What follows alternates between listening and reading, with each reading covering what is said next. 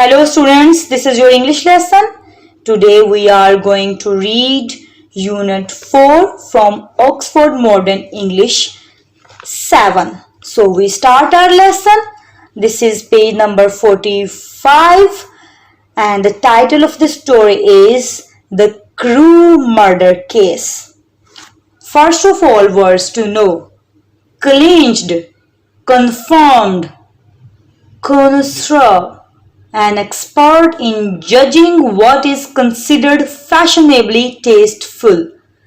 Dingy, dark and gloomy.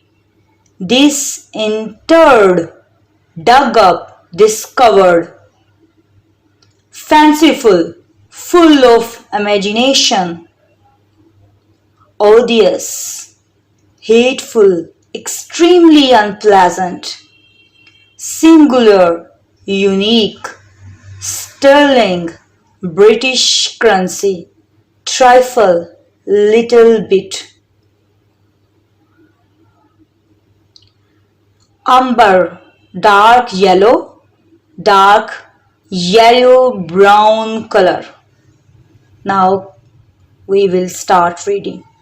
Nearly a year later, in the month of October, London was slightly frightened, startled by a crime of singular ferocity, the state of being frightening, and made all the more notable by the high position of the victim. The details were few and startling, remarkable. A maid servant living alone in a house not far from the river had gone up stairs to bed about 11. Although a fog rolled over the city in the small hours, the early part of the night was cloudless, and the lane which the maid's window overlooked was brilliantly lit by the full moon. It seems she was fanciful, over imaginative, and unrealistic. She was fanciful, for she sat down upon her box, which stood immediately under the window, and fell into a dream of musing, a period of thought. Never, she used to say with streaming tears when she narrated, told, or spoke that experience. Never had she felt more at peace with all men or thought more kindly of the world.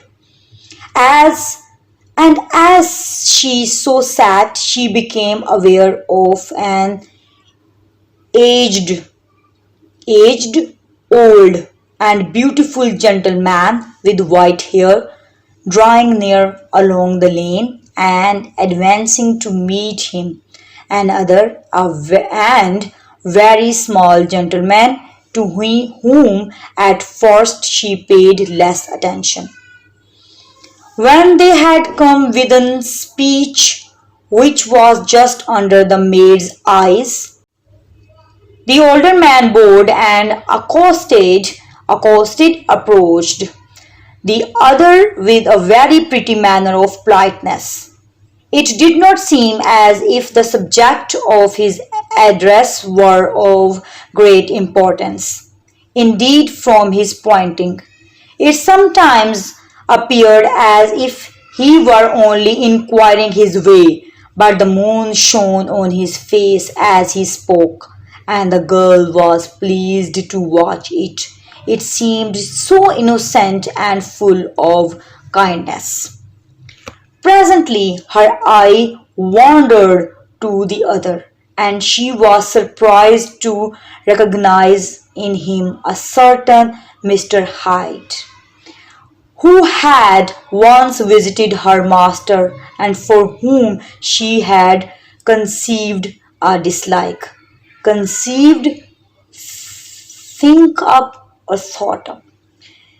He had in his hand a heavy cane with which he was fiddling to move fingers restlessly. But he answered never a word, and seemed to listen with an ill-contained impatience. And then all of a sudden he broke out in a great flame of anger, stamping with his foot, stamping, bringing down heavily on the ground, brandishing the cane, brandishing to shake or shaking, and carrying on as the maid described it like a madman. The old gentleman took a step back with the air of one very much surprised and a trifle hurt. And at that Mr. Hyde broke out of all bounds, broke out, escaped from prison, and clubbed him to the earth. And next moment, with ape-like fury, a monkey anger, he hailed down a storm of blows. At the horror of these sights and sounds, the maid fainted, feeling weak, dizzy, or exhausted. It was 2 o'clock when she came to herself and called for the police. The criminal was gone long ago, but there lay his victim in the middle of the lane, incredibly beaten up. The stick with which the deed had been done, although it was of some rare and very tough and heavy wood, had broken in the middle, and one splintered half had rolled in the neighboring gutter. Splintered, shattered. The other, without doubt, had been carried away by the killer. A purse and a gold watch were found upon the victim, but no cards, no papers except a sealed and stamped envelope which he had been probably carrying to the post and which bore the name and address of Mr. Utterson. This was brought to the lawyer the next morning before he was out of bed, and he had no sooner seen it and been told the circumstances than he shouted out a solemn lip, dignified, solemn. "I shall say nothing till I have seen the body," said he. "This may be very serious. Have the kindness to wait while I dress." And with the same grave face he hurried through his breakfast. And drove to the police station, whither the body had been carried. As soon as he came into the cell, he nodded. "Yes," said he, "I recognize him. I am sorry to say that this is Sir Danvers Carew." "Good grief, sir!" exclaimed the officer. "Is it possible?"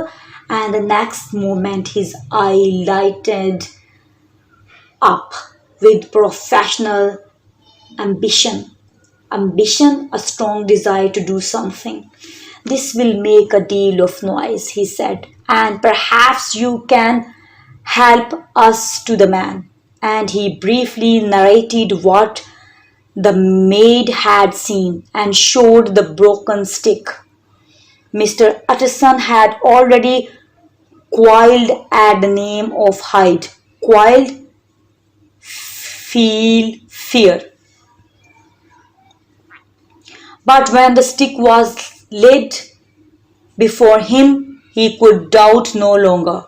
Broken and battered, injured by repeated blows.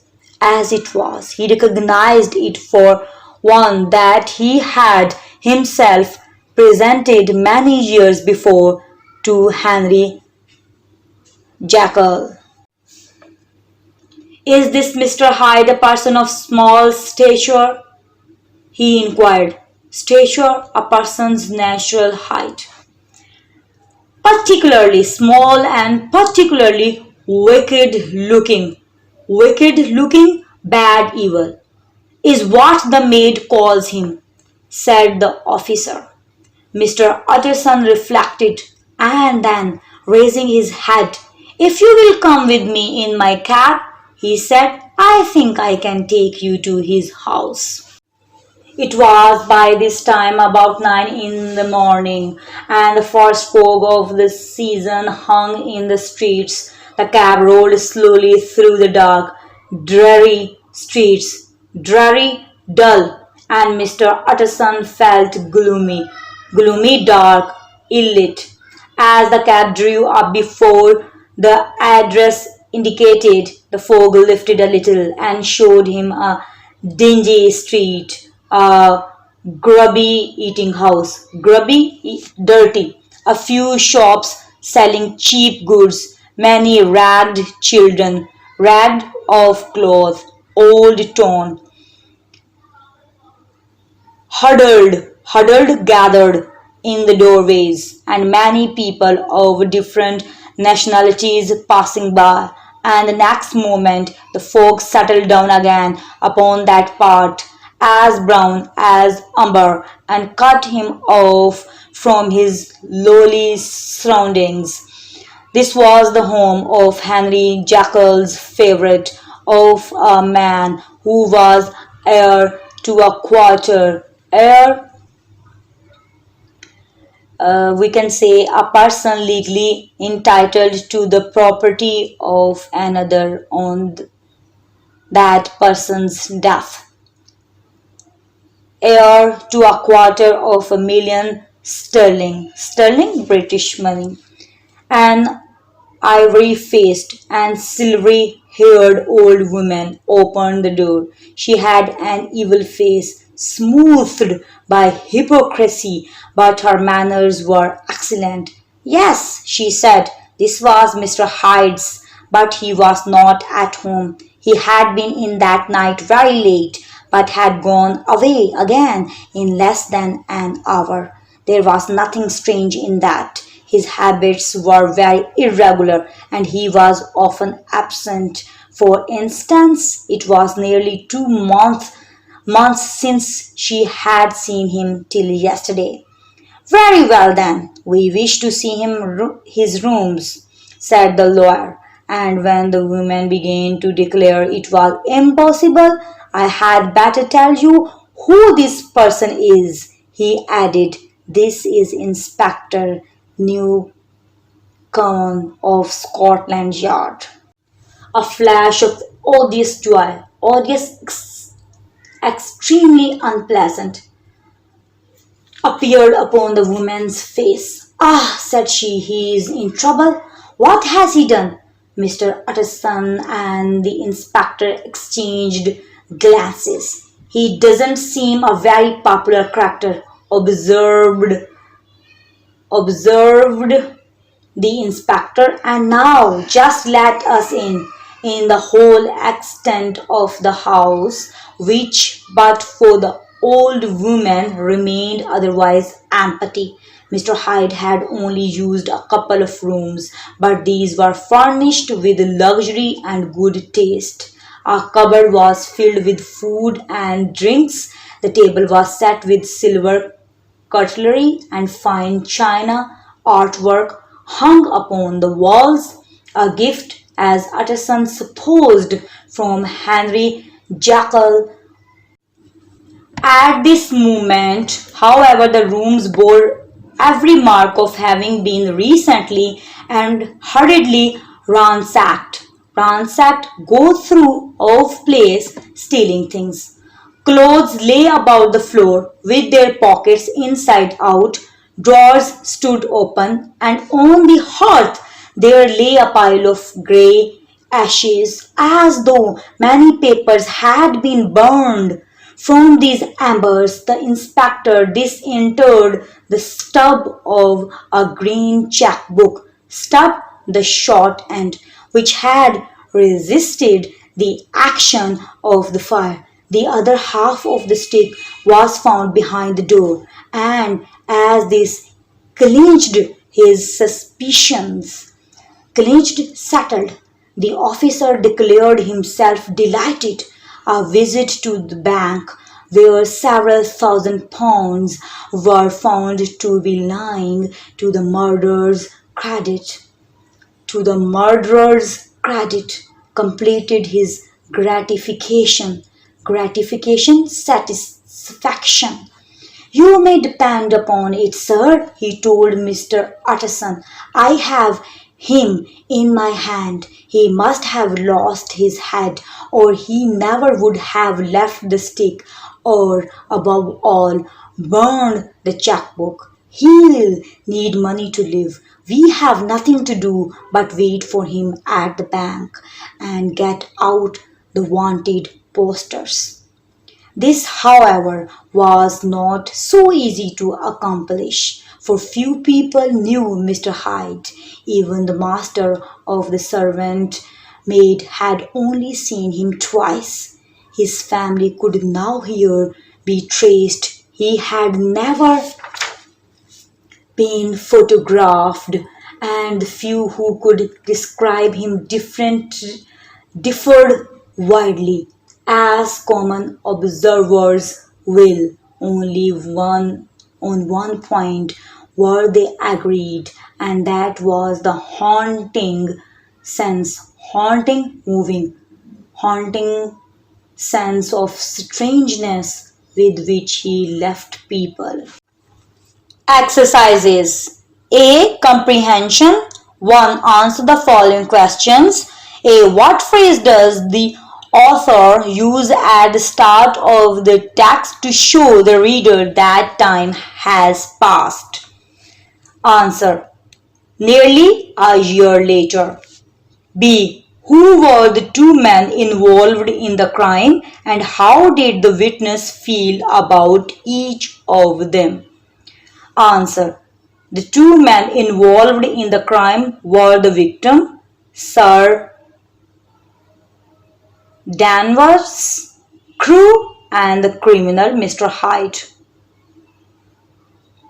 The maid did not like Mr. Hyde. The maid admired the old gentleman for his very pretty manner of politeness and his face, which to her seemed so innocent and full of kindness.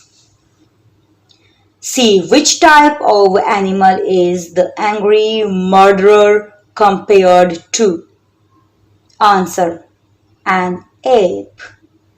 D. What is Mr. Utterson's profession? Answer. Mr. Utterson is a lawyer. E. What was Mr. Utterson's reaction to hearing about the crime and seeing the weapon? Answer. Mr. Utterson quailed when he heard about the crime and saw the weapon. He looks serious and feels gloomy.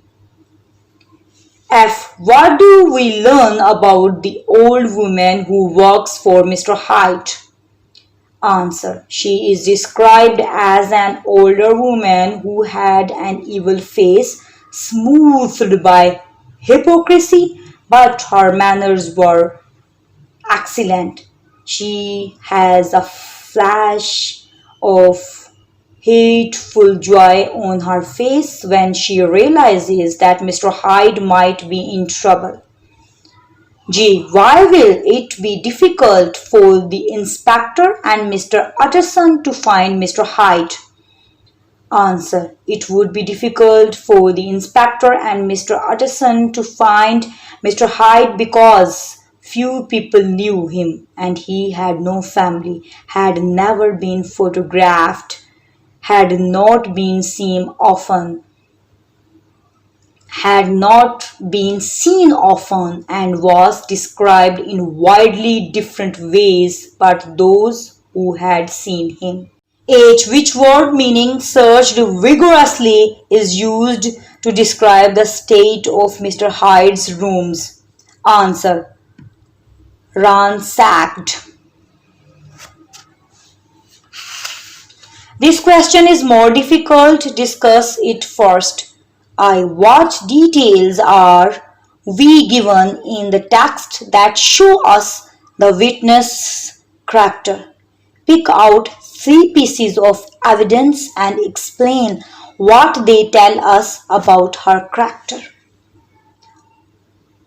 Answer: the maid is sensitive, but she also seems to be dramatic and to have a vivid imagination. It appears that she may be prone to exaggeration, and perhaps after some time she views the incident as somewhat exciting. We can say she was fanciful as well. 2. Answer the following with reference to context. A. And then, all of a sudden, he broke out in a great flame of anger. 1. Who is angry? Answer: Mr. Hyde. 2. Who is he angry with? Answer: Sir Danvers Carew. 3. Does he have any reason to be angry? Answer: not according to the witness.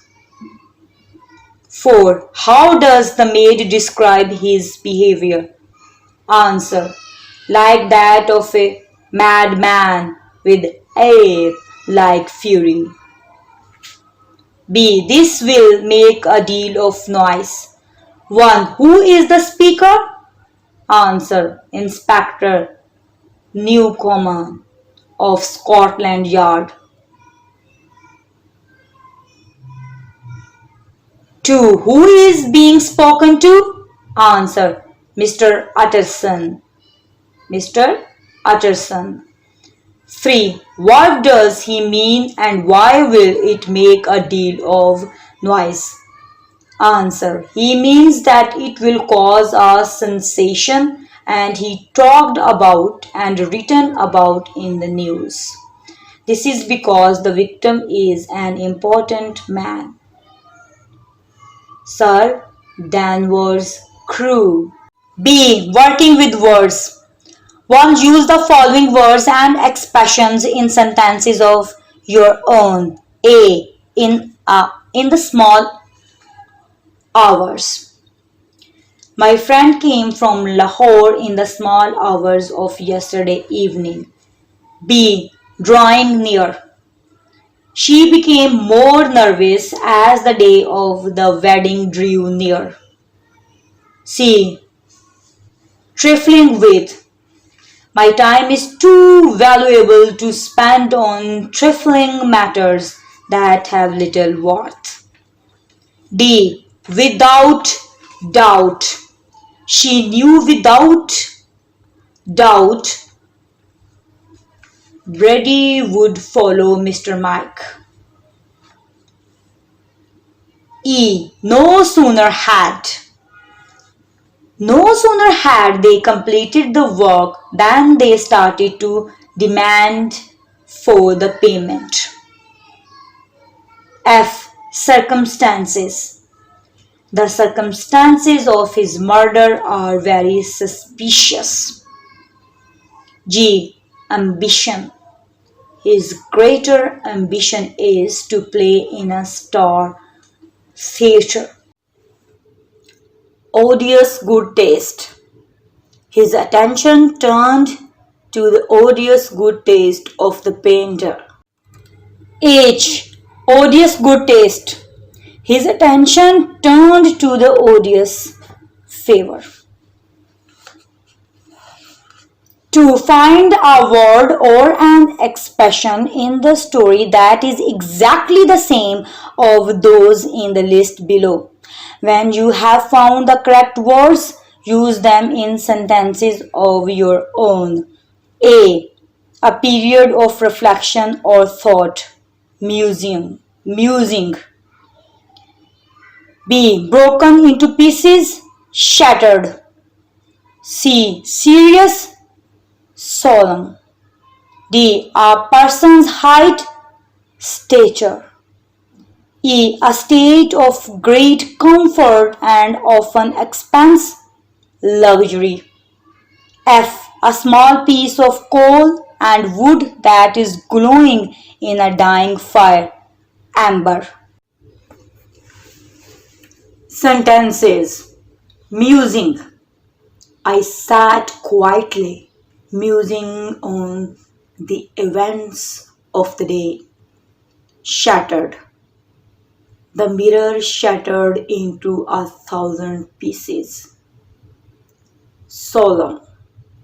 He recited the poem in solemn voice. Stature. It is true that the Japanese are shorter in stature. Luxury. Taking a taxi is luxury for me. Amber. The fireball has become an amber. 3. What do you think is meant by each of the following proverbs? A. All work and no play makes Jack a dull boy. It means constant work without rest or relaxation is harmful to one's personal life and well-being. B. As you make your bed, so must you lie in it. It means you must accept the consequences of your actions. C. Honesty is the best policy. It means it is better to tell the truth than to tell a lie, no matter the consequences. D. Don't make a mountain out of a molehill. It means to cause something unimportant to seem important. E. Don't put the cart before the horse. It means to do things in the wrong order. F. Half a loaf is better than no bread. It is better to accept less than one wants or expects than to have nothing at all. 4. Write a brief explanation about what you think each proverb given on previous page means. A. All work and no play makes Jack a dull boy. D. One should spend some time on relaxation and not all one's time on work alone. B.